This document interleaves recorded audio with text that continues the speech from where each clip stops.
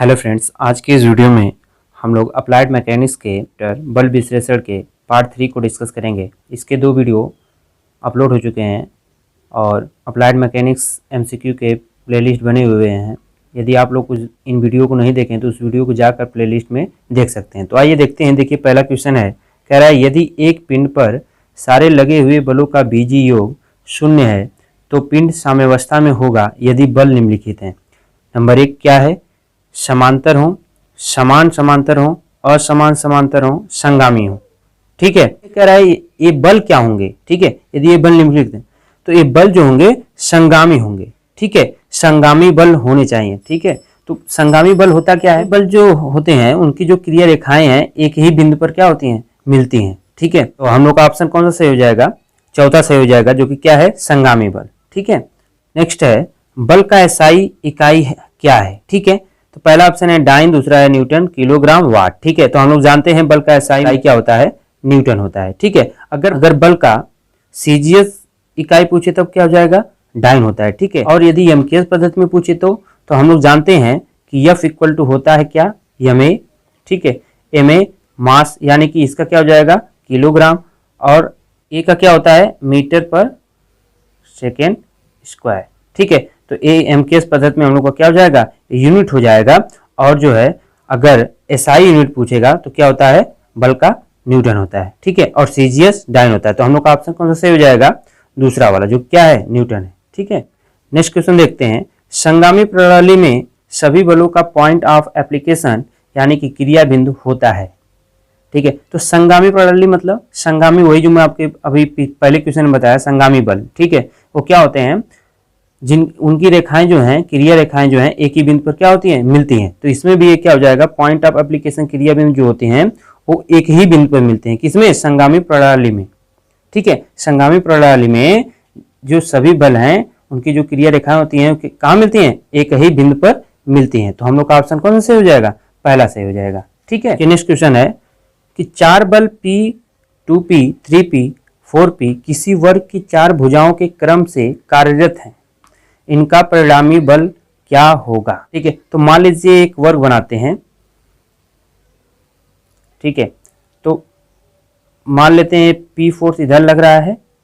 ठीक है, और 2P फोर्स इधर लग रहा है और 3P फोर्स इधर लग रहा है और 4P फोर्स इधर लग रहा है। ठीक है, तो इनका पूछा है परिणामी बल क्या होगा।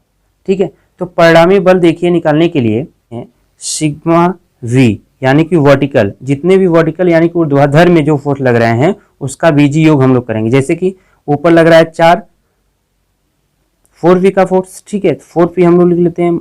अब इसके विपरीत दिशा में लग रहा है 2P, तो कितना हो जाएगा? 2P हो जाएगा EB में। ठीक है, अगर सिग्मा H यानी कि हॉरिजेंटल हम लोग निकालें, हॉरिजेंटल में देखिए इधर बाएं साइड में 3P, इधर P का फोर्स लग रहा है, कितना आ जाएगा? 3P माइनस P यानी कि 2P आ जाएगा। ठीक है, यानी कि सिग्मा बी आ गया और सिग्मा एच होगा। तो इसके लिए हम लोग फॉर्मूला जानते हैं, क्या जानते हैं कि R इक्वल टू जो होता है अंडर रूट सिग्मा एच का स्क्वायर, ठीक है, प्लस सिग्मा वी का स्क्वायर। ठीक है, ये फॉर्मूला होता है क्या निकालने के लिए? परिणामी निकालने के लिए। ठीक है, तो यहाँ से हम लोग का आया था 2P इसका, और वर्टिकल भी 2P में आया था, 2P आया था, इसका भी 2P आया था। 2P square plus 2P square यानी कि कितना हो जाएगा? 2 दूनी 4, दूनी 8, 8P स्क्वायर। ठीक है, अंडर रूट, तो इसका अगर अंडर रूट करेंगे तो हम लोग का क्या आ जाएगा? 2√2P हो जाएगा, जो कि हम लोग का ऑप्शन कौन सा है? तीसरा वाला सही है। ठीक है, देखिए हम लोग नेक्स्ट क्वेश्चन की बात करेंगे। देखिए कह रहा है जब किसी झुके हुए तल में कोई वस्तु फिसलती है, ठीक है, तो वस्तु का त्वरण द्वारा दिया जाता है। ठीक है, पहला ऑप्शन है F इक्वल टू G द्वारा, दूसरा है F equal to G sine theta द्वारा, तीसरा है F equal to G cos theta, ये थीटा है। ठीक है, और चौथा ऑप्शन है F equal to G tan theta द्वारा। ठीक है, तो देखिए कह रहा है जब किसी झुके हुए तल में कोई वस्तु फिसलती है, तो यहाँ पे देखिए हम लोग फिगर बनाते हैं। मान लीजिए एक झुका हुआ तल है ये। ठीक है, इस पर हम लोग मान लेते हैं एक क्या पिंड रखा गया है। कह रहा है तल से फिसलती तो वस्तु का त्वरण ज्ञात कीजिए। तो एक पिंड है। ठीक है, तो यहाँ से इसका जो भार होगा mg होगा। ठीक है, तो ये अगर थीटा एंगल है तो इधर भी आएगा तो ये कितना हो जाएगा? mg cos थीटा होगा। ठीक है, ठीक है, तो देखिए ए एंगल यदि थीटा है तो ये भी एंगल थीटा होगा, इसलिए mg cos थीटा होगा, ठीक है। और इस साइड में क्या हो जाएगा, mg sin थीटा होता है, mg sin थीटा हो जाएगा। तब हम लोग ये बात करेंगे तो यहाँ से हम लोग निकाल लेंगे mg sin theta equals to ma, ठीक है। तो m कैंसिल हो जाएगा, तो एक्सेलेरेशन इक्वल टू हम लोग का क्या हो जाएगा, g sin थीटा। हम लोग का जो ऑप्शन है वो कौन सा सही हो जाएगा, दूसरा, जो कि क्या है, f equal to g sin theta, ठीक है। लेकिन नेक्स्ट क्वेश्चन की बात करेंगे। ब्लो, ये देखिए बालो नहीं ब्लो है, ब्लो को समरूपी कहा जाता है जब उनकी कार्य रेखा मिलती है, ठीक है। पहला ऑप्शन है एक बिंदु पर, दूसरा है दो बिंदु पर, तीसरा है एक सतह पर, चौथा है लंबवत सतह पर, ठीक है।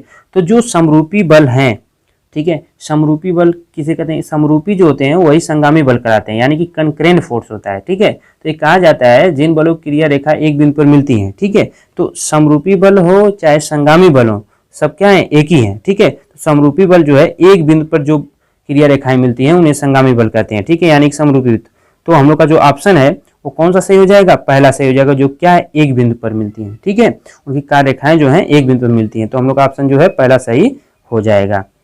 तो आज की वीडियो में बस इतना ही। यदि ये वीडियो आपको अच्छा लगे तो लाइक शेयर कमेंट सब्सक्राइब करना ना भूलें। Thank you to all of you.